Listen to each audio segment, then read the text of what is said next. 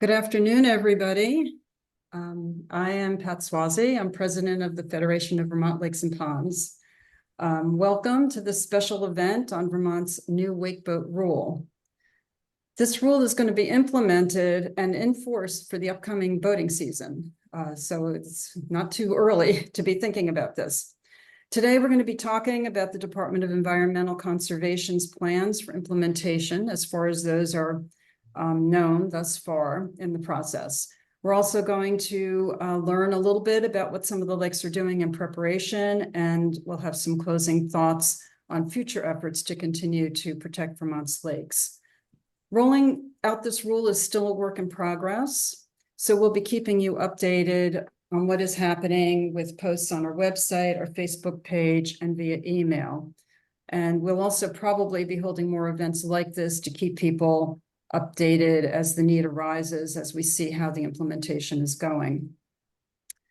I'm not going to talk very much right now, but I do want to thank the petitioners, Responsible Wakes for Vermont Lakes, for their years of work to make this rule a reality. This is the first and most stringent statewide rule in the nation, and I think that's a great accomplishment. In addition, thanks go to the Lakes and Ponds staff and the DEC for all of their work on the rule and for the work they are currently doing to ensure a smooth rollout and implementation. And finally, I want to thank all of you who are here, who volunteer so much of your time to protect and preserve Vermont's lakes and ponds. So that's all I'm going to say right now, because we don't have a ton of time. We're going to try to stick to our hour plan. So I just want to go over a few things with you. Whoops, sorry about that. Let me just get that up. Okay, just a few reminders. As you heard, this event is being recorded and will be posted to our website. I'm asking everybody to please remain muted throughout the event. We have a lot of people here, so please just keep yourself muted so we don't have a lot of background noise and so forth. We're going to also ask you, because it's such a large group, to please put your questions and comments in the chat, and please try to be concise about that. We do have people monitoring the chat, so they'll be reading out questions during the question and answer period. And we realize with so many people, we may not get all of them in, so we will try to get back to people or post some responses after the event as necessary. We also would ask you to please answer the brief exit survey at the end of the meeting. It'll show up on your screen after you click leave the meeting. So click leave the meeting, and then you'll see the exit survey pop up. It takes like 3 minutes to fill it out. But we really do use those responses to create events and to continue to shape our educational efforts. So that is really, really helpful. We also invite you to introduce yourself if you wish to by just putting your name, your town, and or your lake in the chat. And finally, if you haven't already, we ask that you please join our email list, and you can do so on our website, which is shown there. Okay, so with that, I'm going to go ahead and introduce our first speaker, Laura DeLugalecki. She's the Lakes Regulatory Expert and Environmental Analyst in the Lakes and Ponds program of DEC, and she's the person who is tasked now with managing much of the work to implement this new rule. And Laura is going to explain the plans. So Laura, if you unmute yourself and take it away. All right. You guys see on my screen? Okay, great. Wonderful. All right, well, thank you so much for having me. My name is Laura DeLugalecki, as Pat mentioned, and I work for the Vermont Department of Environmental Conservation in the Lakes and Ponds program. And today I'm going to talk about the new rule, in effect, the new wake sports rule.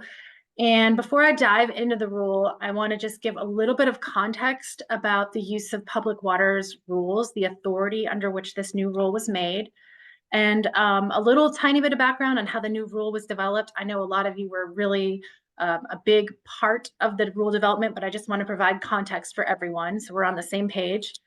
I'm going to explain the rule language, and then the main content of this presentation is about our implementation plans for this summer.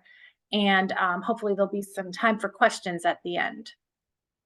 So the Vermont use of public waters rules is a little bit of a different realm of regulation than we're normally charged with in the Lakes and Ponds program. We're normally focused on water quality issues, protecting shoreline habitat, ecosystem services, protecting the public trust, which means preventing privatization of public waters. But these rules are really about managing recreational conflict on public waters. The intent of these rules, which were developed in 1994, were to allow Vermonters to use these shared resources in a reasonable manner. And there's a statute, a use of public water statute, that says that whoever administers these rules is able to create rules to regulate how these waters are used. So in general, the use of public waters rules are applied to all inland lakes in Vermont. And so what that means is lakes that are completely bordered within the state of Vermont. So Lake Champlain shares a border with New York and Canada. Memphremagog shares a border with Canada. Those lakes are not jurisdictional to the use of public waters rules, meaning those rules do not apply to those lakes. The use of public waters rules can restrict the types of watercraft on certain water bodies. They can be used to restrict speed, boat size, and motor size, in addition to a few other things. Some examples of existing use of public waters rules are a speed limit on lakes smaller than 75 acres. Boats can't exceed 5 miles per hour. All lakes that are jurisdictional to use of public waters rules must have a shoreline safety zone, meaning that within 200 feet of the shoreline, you can't exceed 5 miles per hour or create a wake. There's a prohibition on jet skis on lakes that are less than 300 acres. So those are just some examples of some existing rules that have been around for a while under the use of public waters rules. So originally, the rules were administered by the Water Resources Board and the Water Resources Panel, but in 2012, the authority to administer the rules was given over to the agency, and which was then handed down to the Lakes and Ponds program.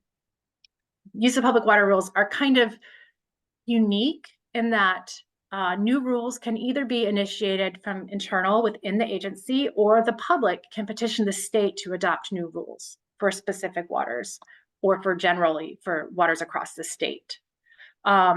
As I showed on this last slide here, there are these universal use of public water rules that apply to all lakes, but there are also lakes that can make lake-specific rules. And within the use of public waters rules, there's an appendix that lists lake by lake and all the rules that apply to those specific lakes. So the Lakes and Ponds program where I work, we're charged with administering the rules, reviewing petitions, writing rules, taking proposed rules through the entire rulemaking process. And the enforcement of these rules is actually handled outside of the Department of Environmental Conservation. So it's not our enforcement officers that handle enforcement. Enforcement is delegated to the Department of Motor Vehicles, which is the Vermont State Police Marine Division. And just due to capacity issues, the state police don't have a whole lot of boats, and they've partnered with the Vermont Fish and Wildlife Game Wardens for enforcement of use of public waters rules.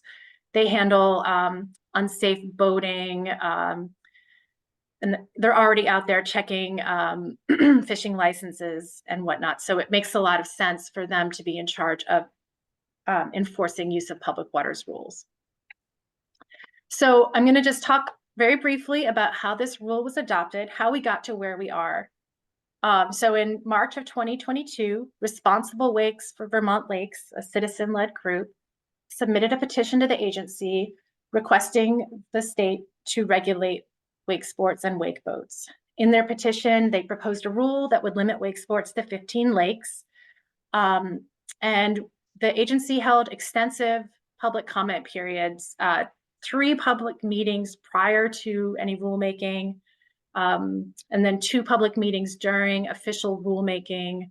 We met with at least 8 different affected user groups, which spanned anywhere from loon biologists to summer camp operators to water sports enthusiasts, all kinds of folks, just to kind of get some insight on how these groups are affected by wake boats.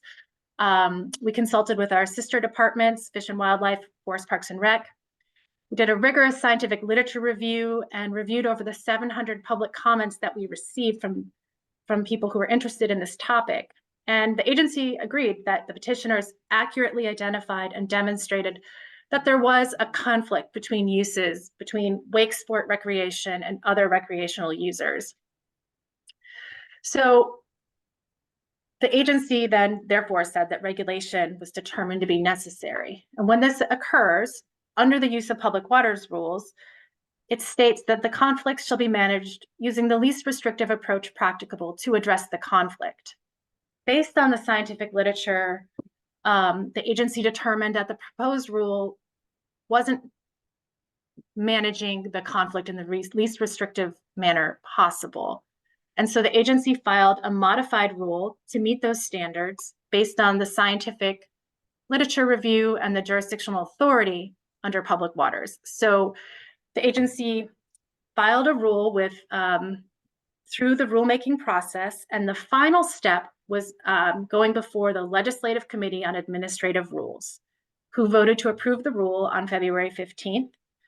The rule was filed with the Secretary of State yesterday on March 25th, and the expected effective date that the rule goes into place is April 15th. Now, that could change by a day or two. I'm not entirely sure. So this is just tentative. That's the date we have on the books now. But regardless, this rule is going into place this summer. And to date, this is the most protective wake sports rule in the country at a statewide level. So this is something to really celebrate. A lot of people put a lot of time and effort into this, and this is really exciting. We have lots of other states who have been reaching out to our program, like New York, New Hampshire, Maine, Wisconsin, Minnesota, all those lake-centric states. They're watching us, and they're very interested, and they want to follow suit with something similar. So before diving into what the rule says itself, it's important that everybody understands what these terms are. The new rule adds some definitions to the use of public waters. So wake boat, a wake boat is a motorboat that has some sort of feature, whether it's a ballast tank or a ballast bag, some other device that can be filled with water to cause displacement and cause large wakes. So the wake boat is defined, but what is actually being regulated are wake sports. So wake sports is when you operate a wake boat to create that larger wake. That is, you are doing a wake sport once you are operating the wake boat in that manner. Also, anything that you're doing behind that wake boat when it's in wake sports mode, whether it's wake surfing, skiing, tubing, anything on that large enhanced wake is considered a wake sport. So it's important to understand that we are regulating wake sports. Wake boats can still operate in non-wake sport mode throughout the lake. Also, regular motorboats people can still water ski, as long as it's not a wake boat creating an enhanced wake outside of a wake sports zone. So I know that's a little confusing, but hopefully as I continue, that'll be clear.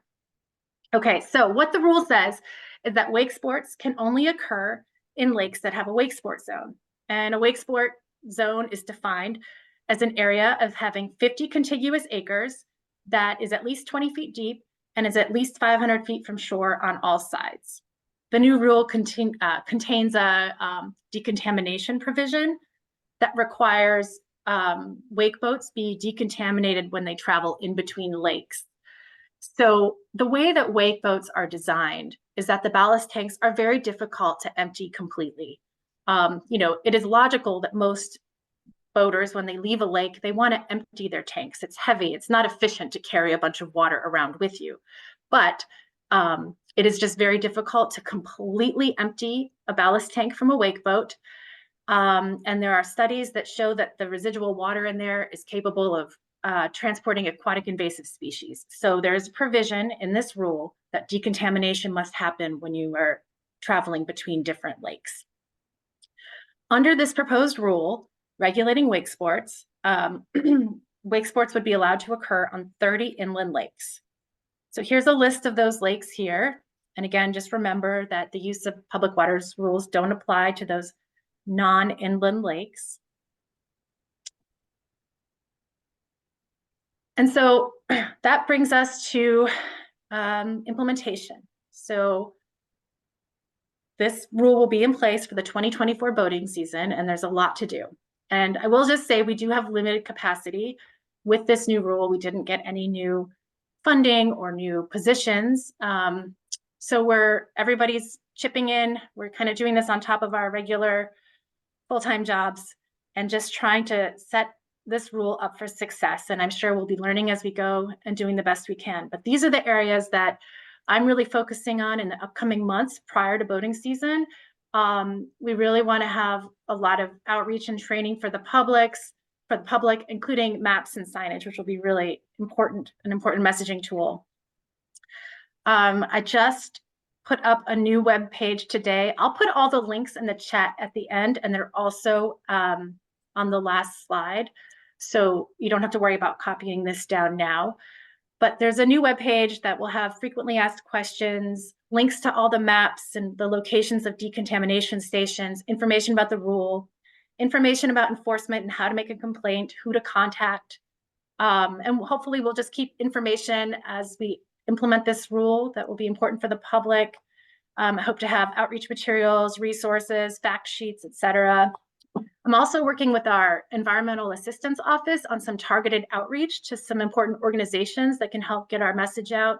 We'll also be releasing some press releases and doing a few more events and talks. I've trained already our Department of Environmental Conservation enforcement officers. Even though they're not charged with enforcing this rule, they will probably be fielding a lot of complaints or calls for information, and I wanted them to have the appropriate information and be able to link people with the correct contact.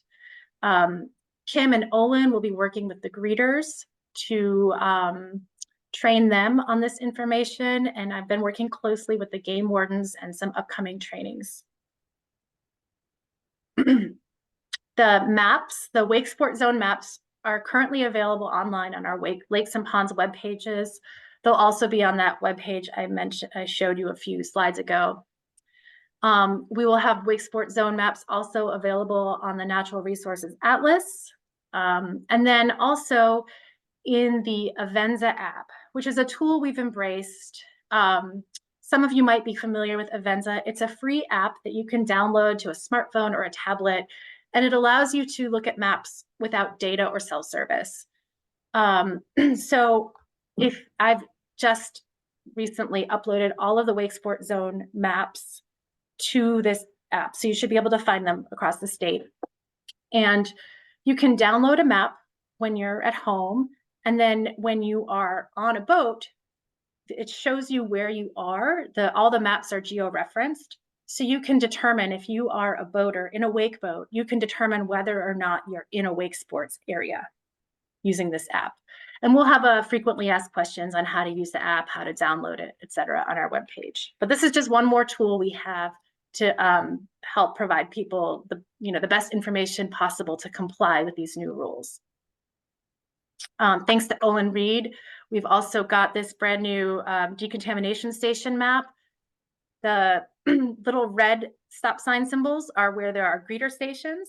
The stars show where decontamination stations are. And if you zoom in on lakes that have wake sports, it shows you where the wake sport zone is as well. So this is just another tool to help people have the information they need prior to engaging in wake sports. We're trying to get signs up at the access areas. So we have two main types of signs that we need to put up. One is for wake sports prohibited. So those are what we're going to have to prioritize. We probably aren't going to get all signs up at all access areas this year, but we're going to prioritize having the wake sports prohibited signs for lakes that currently allow combustion engines that can exceed 5 miles per hour. So somewhere that probably somebody can use a motorboat or do water skiing, but they're too small to support a wake sport zone. So prioritize signs for those lakes. So that's about 43 lakes. And then 30 signs for wake sports only allowed in designated wake sport zones, decontamination required prior to entering the lake, all that kind of information. So we'll have about 30 of those put up, well, 30 for the 30 lakes that allow wake sports. One more minute on this. Okay, thanks. So our goals for 2024 is, we really just want to set the public up for successful compliance. We want to prioritize outreach to where we anticipate some concerns and have a lot of resources out for the public so that people understand the rule and so that they can behave in a way that complies with it. We'll be learning a lot this year and building the infrastructure and knowledge as we go. As we might realize we might need more resources for more decontamination stations or what have you, but we'll be learning as we go. And we anticipate that additional petitions will be submitted, and we'll have to review those in a consistent way for those individual lakes. So I'll wrap up and take questions. I do have this, I'll put all these links in the chat after the questions so that folks can see them. I have a couple of questions that were put in the chat box. One of them was asked if, excuse me, the boating access has to have a deeper, if boating access has to have a deeper access than for weight boats than normal. And someone else had said that they didn't think so, but wanted your take on that. So no, there's no requirement for a boating access to be of a certain size. I think that, there's no requirement. Okay. The other one was Beth wrote in, it looks like Seymour Lake is listed as a decontamination station for wake boats. We do not have the resources to operate in this manner. So that was just more of a statement than a question, but wanted everyone to hear that. And then the question that just came in is, what are plans for the stickers for boaters to select their home lake? Yeah, we're still working out how to implement that. We don't really have a plan for that yet. Another question that came in, what is the penalty for infractions?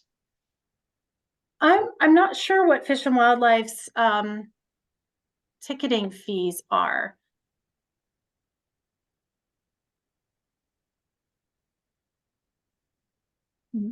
Okay. Let's see. There's a statement that requires motorboats to stay 200 feet away from other boats and people in the water unless operating at a no wake speed, less than 5 miles an hour. Why does ANR make weight boats now the exception and allow them to operate at 11 to 12 miles per hour while generating powerful and dangerous enhanced weights at 200 feet from other boats and swimmers? I'm sorry, I don't understand the question. Maybe I should I don't know read if it's really a question, but it was more of a question about that. If I'll just read it again.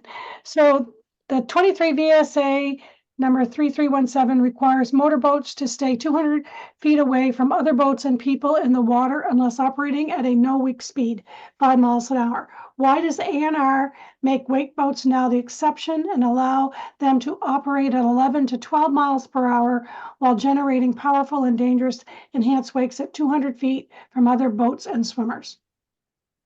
Yeah, but it's just a 200-foot distance for it's just remained the same for all different types of boats. They have to remain 200 feet from swimmers and other boaters. Okay. The other question from Beth again was, are all decontamination stations considered appropriate for wake boats? It's my understanding that the entire ballast has to be filled, and that's hundreds of gallons. I don't know, Kim or Olin, are you on the call? Kim. Yeah, I'm on the call. So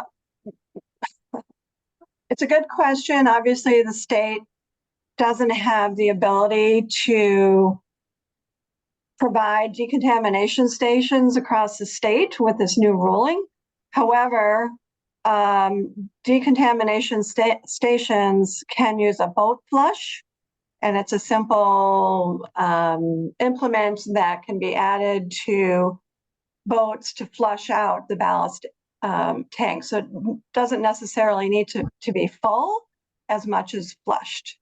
So we're going to be working through, potentially getting some federal grants or other grants to try to equip decontamination stations in the future to deal with these. But we don't feel that it's a major issue at this time. The science and publications that we've read that aquatic invasive species doesn't last for long in ballast tanks. And so, we hope that people who have wake boats who are going to stay on their home lake situations, and if they do go to a different lake, then the greeter should ask, and people should know that they should wait at least 24 hours for going into another lake. So yes, we understand that requiring decontamination for wake boats is a huge challenge. And, the state doesn't have the resources to do that. So we're hoping that we can build up the capacity in the future. Also remember, there's no funding for this too. Another question is, wake boats are required to yield to small crafts. I mean, since I taught boater safety, I would assume that that's true for all vessels. So, but I go ahead and answer. Well, yeah, like all the boating rules that are regulated under a different set of statutes apply here. These are still boat vessels, and so they're subject to all of those boating safety guidelines. No changes like that were made in this rulemaking. And I will also say that, a wake sport zone is not, it doesn't exclude other uses from that area. Another question. So is decontamination required only when boat is used in another lake? This suggests a boat can be taken out of its home lake to gas up and then return to the home lake without decontamination. Is this correct? That is, yes. If somebody is that seems, as long as they can certify that they haven't taken it somewhere else, yes, that is true. It's really the going in between lakes. This is a concern. One concern that we have is the additional wake boat pressure that will be placed on lakes that would still allow for wake boats. We understand that the rule is very well intentioned and needs to be implemented for lake health and water quality. Our lake is a fairly quiet lake, i.e. mostly fishing and paddle sports, and we are concerned that this will change the dynamic of our lake.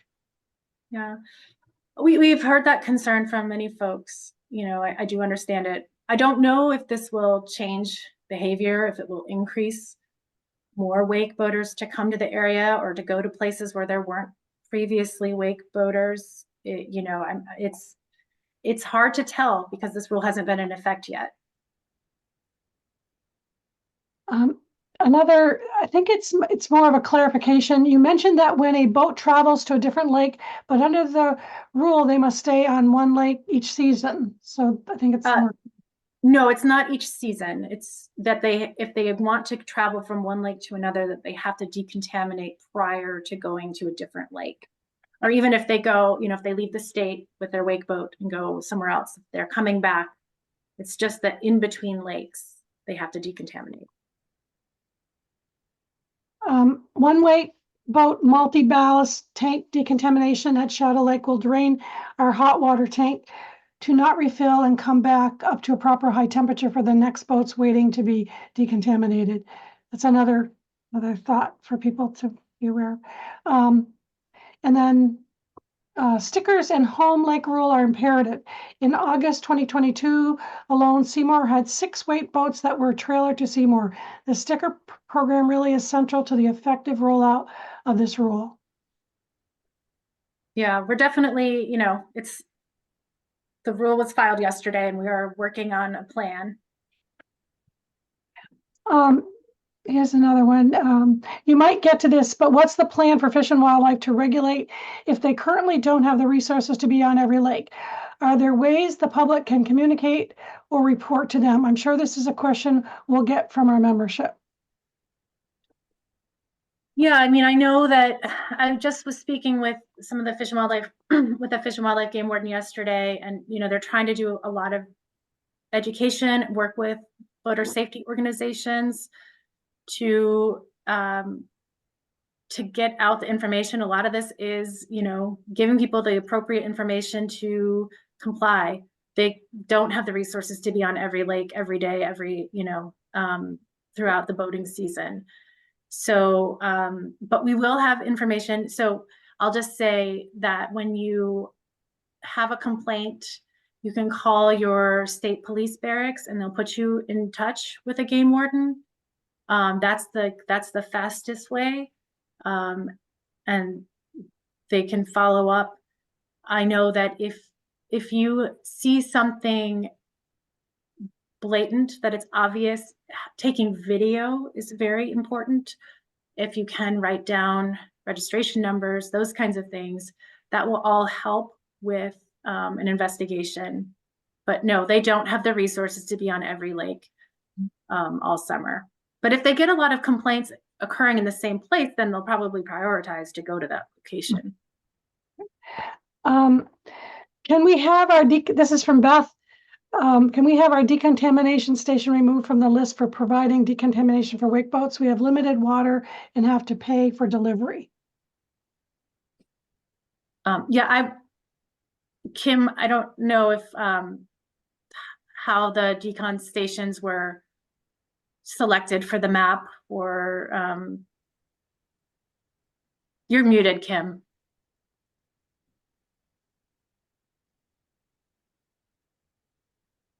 Thanks, sorry about that. So they were based on grant and aid resources. So I don't know how to field that question, Beth. So perhaps you can send a formal request to get off the list. Then I can take it up with the administration.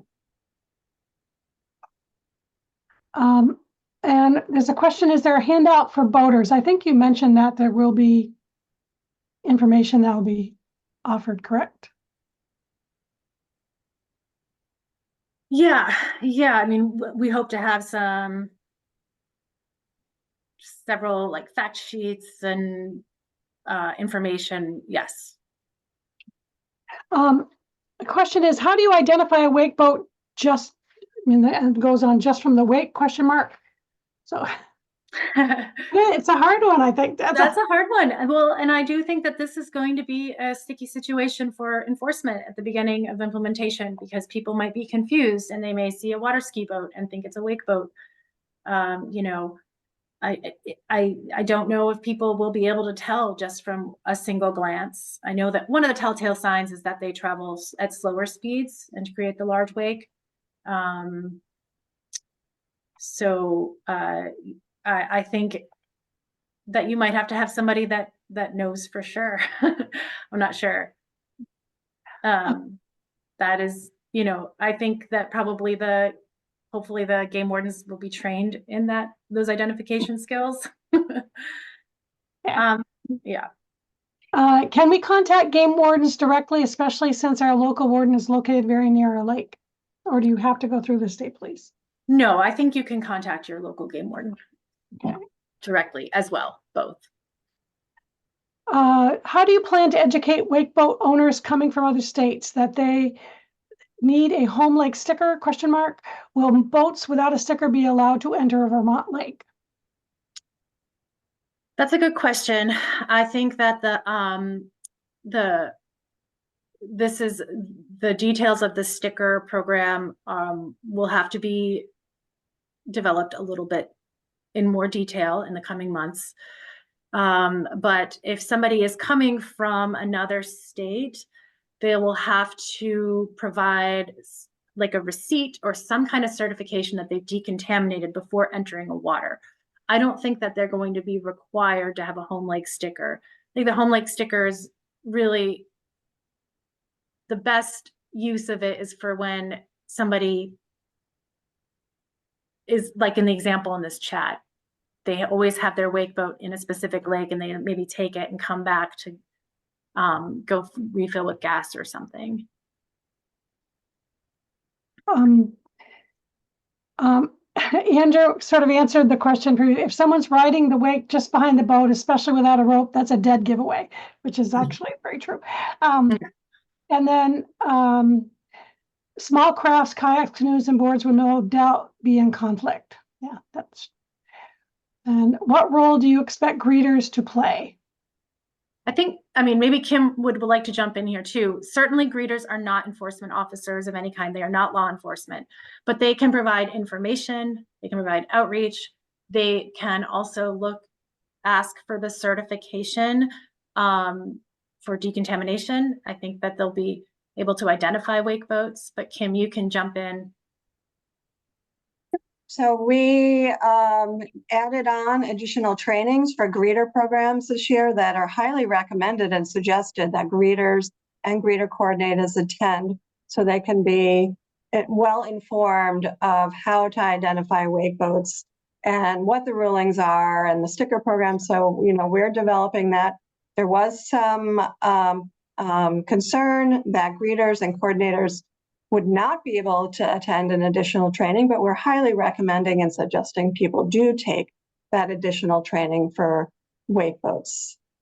So we will be developing it. Hopefully people will show up. But we'll have time for one more question, Jackie, and then we'll need to move on. Okay. See. Will we be told of how many wake boats claim our lake as a home lake?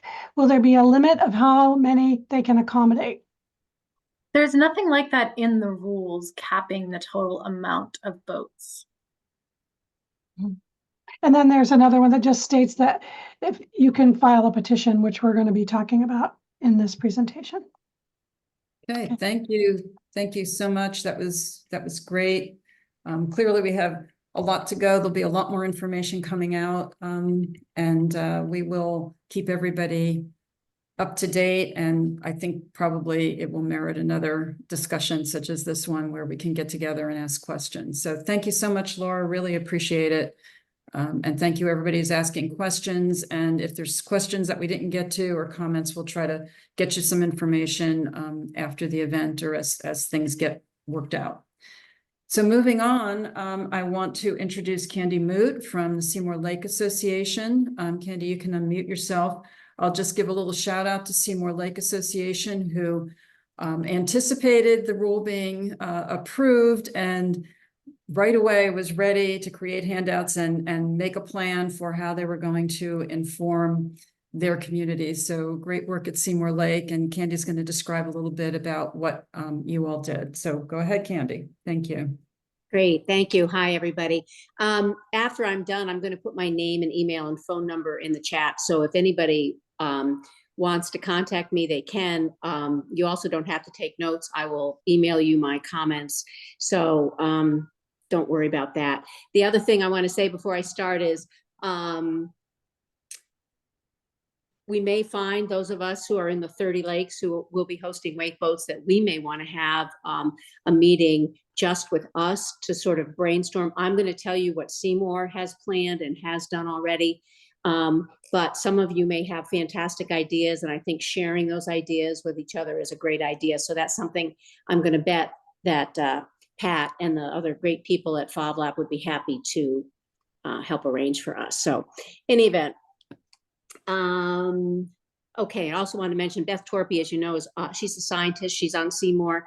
She's also on this call. So if I mess up anything I say, Beth can correct me. So I'm going to just give you an overview, and I'm going to read it, of what Seymour Lake has planned to do in preparation for the wake boat rule prior to and during the boating season.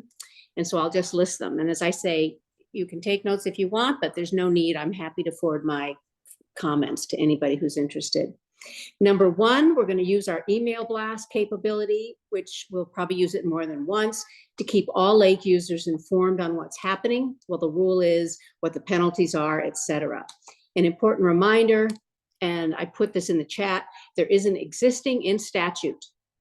There already exists a fine of up to $1,000 for any boater transporting any plant material from one lake to another. It does not have to be an invasive plant material, any plant material. So that's an existing penalty in statute, in law, which is obviously tougher than even being in a rule. And we've actually already done some one-on-one outreach to Seymour's wakeboat owners, and you may be surprised to learn that it's been our experience that there's general support for this rule. Many of the wakeboat owners feel that the home lake rule provision is the most important component of the rule, because as one of our wakeboat owners said on Seymour, I don't want boats from other lakes, crapping up our lake with invasive species. Number two, we're going to use the Seymour Lake Association Facebook page for the same purpose. Number three, we're going to have a couple of our SLA, Seymour Lake Association board members, offer to sit down either one-on-one or with a group of wakeboat owners on Seymour. We have a handful of wakeboats on Seymour. We do not want this issue to be divisive or to pit neighbor against neighbor. Number four, we have already drafted a handout that we will have at our boat access area for greeters to be ready to give a wakeboat owner if an issue arises where a wakeboat owner without a Seymour sticker tries to come on to Seymour. As we, these are, as we said, these greeters, many of whom are young, are not enforcement. They don't have that authority, and that's not what they're charged to do. It will reference a link to the wakeboat rule and the statutory language about the $1,000 fine. This letter will also include the name and contact information for someone at DEC and also for Beth Torpy, who's the director of our greeter program. Our greeters will tell a recalcitrant wakeboat owner trying illegally to enter our lake that he or she, the greeter, has been authorized, directed to take a picture of the boat, a picture of the license plate, and to send it to DEC and the warden for adjudication. I wasn't happy to hear Laura saying that they don't have a plan for stickers yet. We do feel like this is really central, and so that's why we had sort of guessed that this might be the case. So this is why we've got this handout ready and this plan in place for how to deal with people who come to Seymour who don't belong on Seymour. And I'm also happy to get anybody who's interested a copy of that letter that our greeters will be handing out. Number five, in addition to a training session that I understand DEC will be having that we just heard from Kim, which is great, we also will have a training session for our own greeters so they will know what a wake boat looks like. I've talked to a lot of fierce opponents of wake boats, a number of whom have admitted they've never even seen one, and they mistakenly think that their physical difference from a regular power boat is glaring, and it is not. Number six, we plan to have a large, probably a 3-foot by 2-foot laminated sheet on our greeter shack that says wake boats regulated, only boats with SLA stickers allowed, or something like that. We haven't done that one yet. Number seven, we will take the time needed at our annual meeting to address the new wake boat rule. Number eight, we will call, visit, or draft local news outlets, including the two big ones, CAX and BT Digger, although I did see Ann Wallace-Allen is on this call, so hello, Ann, to inform or update them regarding the rule. And then the next, I call it greeters, which is really where the rubber meets the road. I'm somewhat anxious about, as I just said, DEC not having the sticker plan in place and prepared to disseminate by May of 24. So here's what we're planning to do in that regard. So this is number 9 on my list. We will have prepared a binder at our boat access, which we will have photos of the wake boats that are on our lake and the contact information of those owners. So that will be at our greeter shack. Number 10, if a wake boat owner tries to enter Seymour who is not in this binder, that boat owner will be given the letter referenced above. Remember, the letter will include a link to the DEC page on wake boats and also the link to the existing statute that includes the information about the $1,000 fine. If any decontamination sites are up and running at that point, the letter will include that information as well. Number 11, our greeters will be sure to let a wake boat owner know that even though he or she may not be allowed on Seymour, that boat is allowed on our international lakes like Memphremagog and Champlain. So lastly, if anyone would like a copy of our plan or any of the material we plan to hand out to wake boat owners, please contact me. I'll put my contact information in the chat, and I do wonder if others, if you do think a meeting of just the 30 lakes that will be hosting wake boats would be helpful, let Pat know. That's it. Thank you so much, Candy. Are there questions, Jackie? Are there questions in the chat for Candy and the SLA? Well, Jackie's looking for that. Yes, absolutely. And also, if you do the exit survey, put that in there. If you would like to have that 30 lake meeting, we can certainly organize that. Go ahead, Jackie. Tracy wanted to know if that she would like a list and would like that list and a meeting with the 30 lakes is a great idea. I would agree with that. I think it's good to have a conversation about that with other people. Here's one. Candy, you indicated that you will only allow boats from Seymour stickers can enter the lake, but boats that have been decontaminated, which have a different home, can enter. Correct. Right. We're awfully far from any decontamination station, if I'm not mistaken. So I see that, truthfully, I see the decontamination piece as reasonably remote likelihood, but if somebody has evidence that they've decontaminated, absolutely. And then another question is, did I understand correctly, is Seymour not allowing boats that are not from Seymour? That's correct. If they have not been decontaminated and they cannot prove to us that they are one of the boats in the binder that our greeters will have that shows you are, that does not show you're a Seymour boat, our intent is to turn them away. And again, DEC having the sticker program would prevent all this. I know it isn't easy. I myself have called 3 different commissioners up. I was sort of hoping that the Agency of Transportation, when you register a boat, that there was a check mark for a wake boat. I called 3 different commissioners, 2 former commissioners and the current commissioner of DMV. There's no such thing. I would think on a forward-going basis, that could be something DEC or, A&R could check with transportation, see if on a forward-going basis, you could get a check mark when you register your boat. If your boat is a wake boat, that would be a much easier way. Personally, I have no idea how they're going to find out and notify all the wake boat owners. And truthfully, that's my biggest fear, is that a wake boat owner isn't going to know, is going to show up at one of our 30 lakes, and our greeters are going to have to try to turn them away. Olin, did you have something you wanted to add to that?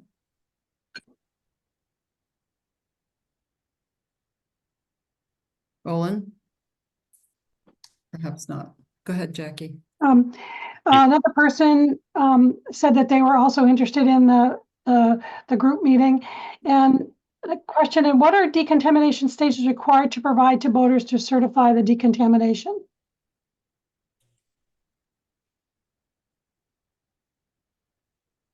I guess we don't know that answer yet. I don't have any idea. I would assume Laura or Kim might know that. I have no idea.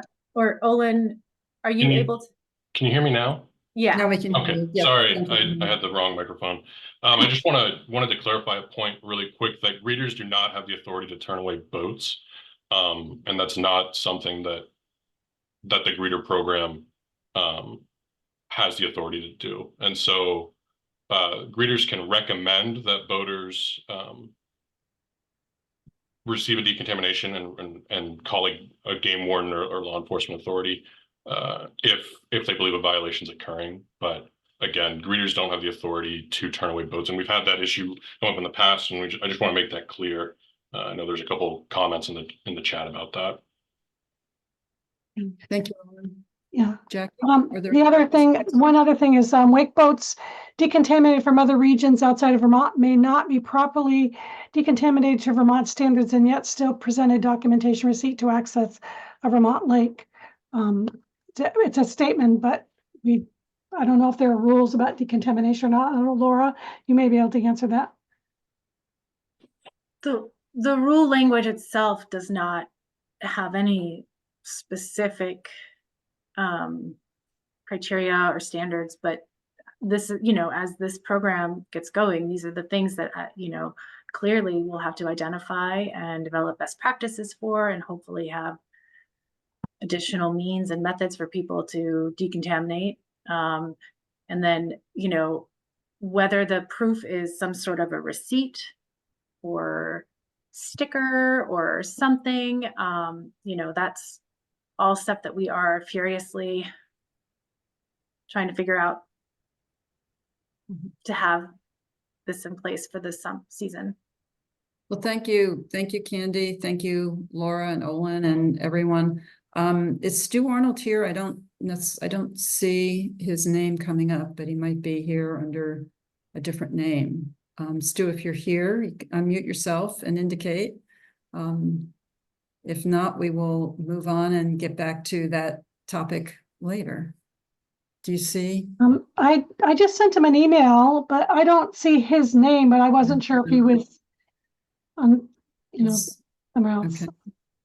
We had asked you to talk a little bit about the petition that Caspian Lake is submitting to DEC to ask for an exemption to the rule. But I don't see him here right now. So why don't we move on? Jack Widness from Responsible Lakes for Vermont Lakes is next. Jack is going to talk a little bit about the future of wake boat regulation and what he sees and what RWVL sees. So Jack, go ahead. You can share your screen. You should be able to share your screen. Thanks, Pat. So welcome, everyone. It's great to see such a large number there. As Pat mentioned, I've been with Responsible Wakes for Vermont Lakes. We've been working on this for 3 years. And I'm also a member of the FOVLAP board. So in the title, it says potential future changes. So I'm not going to be telling you what happens in the future. I'm not clairvoyant. I don't have that ability, but I will be talking about things that may happen. And I'd like to share this with you. Can you see my screen? Yes, we can. Okay. So as you know, the rule was passed by LCAR, the Legislative Committee on Administrative Rules. They were asked to say whether they ANR had followed the petition process, not whether they liked the rule or not. And they voted 7-1 to approve that. This was something that our group was in favor of, as was the FOVLAP board, not FOVLAP per se, but the FOVLAP board. And we did so because we felt this was needed, as did the FOVLAP board, and because we thought this needed to be this summer. It didn't mean that we necessarily approved the 500-foot rule. As you know, from what Laura and others have said, we recommended 1,000 feet. One of the things that came up at the LCAR meeting that's, I think, quite important that the ANR commissioner certified is that wake sports are not a normal use as defined in the Vermont Use of Public Water rules that Laura talked about. Those examples of that are included below. The reason this is important is it may be important for petitioners, and I can get into this a little bit later if there are questions about that. The other thing I want to say is that while our group, Responsible Wakes and FOVLAP board, was advocating for at least 1,000 feet from shore, we supported the ANR's management sports rule this time to get it in place this summer. Shown here are the lake associations that took a stand on this. Not all lake associations did. As you can see, 11 associations favored the 1,000-foot distance from shore, which is much greater than the ANR was proposing.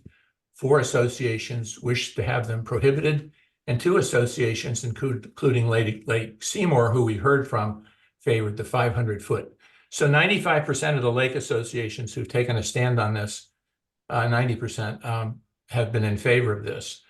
During the public hearings that Laura mentioned, there were 759 comments, and 82% of these favored either 1,000-foot or having this prohibited.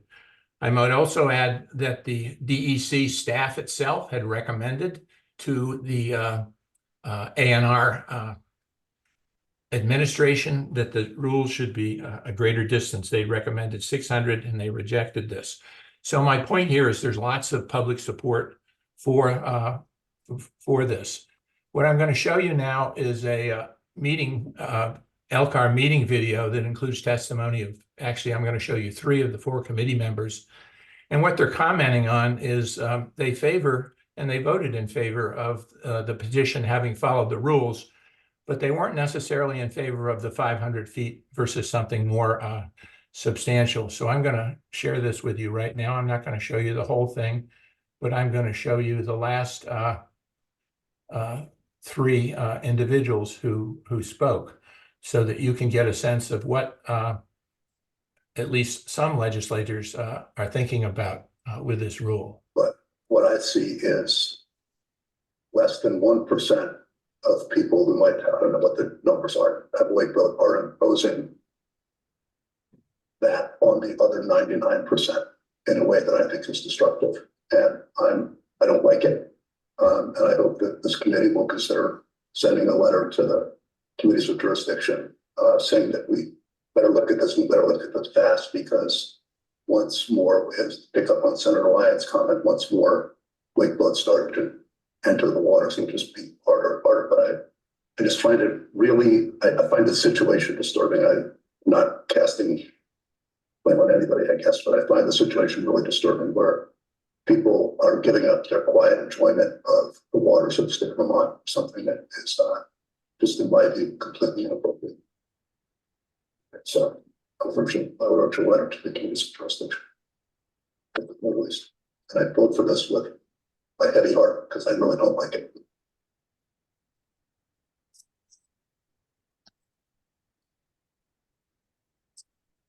I echo the 2 people who've spoken already, and I would like to say that this is not good for Vermont. This is not good for people, and this is not good for our environment. And I think we can do better than this. And this is just not, it's not okay. So I understand that what we're stuck with can be a frustrating committee. But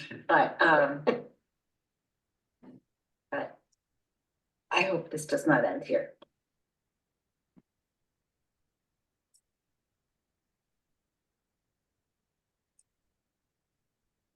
Senator Bright. Just very briefly, updates of, I signed on behalf of the committee, made the motion to approve the rule, and I'm doing so entirely on technical basis because it satisfies the process we go through. I'm looking for a lot of people. The result will be unsatisfactory. I don't know that at my time at LCAR, we've had a rule before based on a petition, not legislative action. So for those who want to speak through the legislature, that we may be at work in the building next door on something. Sure. As Senator Bray hinted in his reference to the building next door, the Vermont State House, legislative action may be necessary to define further restrictions on wakeboats on Vermont inland lakes. So I'll end there. Again, this is possibilities, and I just wanted to provide you with a view that at least some of the legislatures who had thought about this in great depth, some of what their thoughts were regarding the 500 versus a stronger rule. So I take any questions that you'd have right now. I can't predict the future, but I'd be glad to try to handle your questions. Thank you, Jack. Does anybody have questions? I have a couple of comments and questions, I guess. I have a concern for greeters making owners aware that they are taking pictures to forward to proper authorities. This may enrage the boat owners and cause a safety issue for greeters. The other one is from Candy, which saying that you can get the copies of her little talk from her. I've got her contact information that we can send out. Beth mentioned it appears that there is still a bit of work to do to flush out the specific aspects of homemade rules and decontamination. It would be nice if the people who have experience working at fishing accesses and are impacted by this can be included in a conversation. And I thought this meeting was supposed to be about how we're going to handle the current rule. And then the last one, maybe it's not the last one, sorry. I thought that decontaminated wake boats with empty bladders can continue to pull wakeboarders in or out of the wake sports zone, correct? That's a question. Not sure who should answer that. Oh, I'm sorry, Laura did answer that. Yes, wake boats can operate in a non-wake sport mode in and outside of the wake boat zone. Okay. And then Bruce wrote, thank you, Jack, and the RWVL. We wouldn't have this rule without your outstanding work. Agreed. Any So other I would just, Jack? those really weren't questions. I'm sorry, Jack. Those Do you have comments? really weren't necessarily questions for me, but I just would say the overview of today's meeting, this is a complicated matter. This is not going to get settled in a day. I think we owe a great deal of appreciation to the DEC for their tremendous work on this. They've been a partner with us all along, and we've been very grateful to all that they've done. I think, as you've heard today, they have their work cut out for themselves this year. It's not going to be perfect, but the sense, and we've gone through the process, is that this step, should be taken. And I think we all need to help out to improve this over the next couple of years. So thank you. We're going to leave it there. Thank you, Jack. Thank you to all our speakers. Thank you, Laura, Candy, and Jack. Thank you, Jackie, for managing the chat for us. I also want to thank the entire events committee chaired by Jackie Sprague, and including Dave Johnson, Jerry Bergdahl, Jan Parsons, and Jack Widness from the board. I also want to thank Jeremy Jones for keeping an eye on things in the background. I appreciate you being on here. I know this is interrupting your workday. Finally, I want to mention, if you or your lake association are not already members of FOVLAP, we encourage you to join the Federation. Our membership committee is working hard to get that information out and to help people join the organization. Dues are extremely modest, but your membership and support do enable us to continue to do this kind of work and to support the work of lake associations and lake stewards all around the state in preserving and protecting Vermont's lakes. We also provide lots of educational information. We continue to build our website and build out our website, hold events like this. We also advocate at the state level, both with the legislature and with the state administration. We offer testimony where appropriate. We partner with other conservation groups where appropriate to work on these kinds of issues. So your support really allows us to do that work, and we appreciate it. We are all volunteers. No one in FOVLAP at this point is a paid worker, but we do need some help to keep the website going and that sort of thing. So please join. Finally, just a reminder, please fill in that exit survey. It really helps, and put these ideas in. I think from what I've heard today that we definitely will be holding more of these kinds of discussions. I think the 30 lake idea is a really good one for those that are going to have wake sports zones to talk, but I think we also want some general discussion. I think we're going to want to reach out to some, boat owners. We want to reach out, do some more outreach, and get lots more information out there. And I am sure, because the Lakes and Ponds staff are terrific and work really hard, and I know they'll have a lot more information for us in the coming weeks, and we will make sure we get that out to everybody as well in a variety of ways. So once again, thank you, RWVL, thank you, DEC staff, for making this happen. This is a huge step forward. Please be aware that other states are looking to us as models, and we recognize this is all new. So I think we all have to be patient as we get all the pieces into place. So once again, thank you. Thank you, everybody. Thank you for all the work you did, and thank you for taking the time to be with us today. And with that, we are adjourned.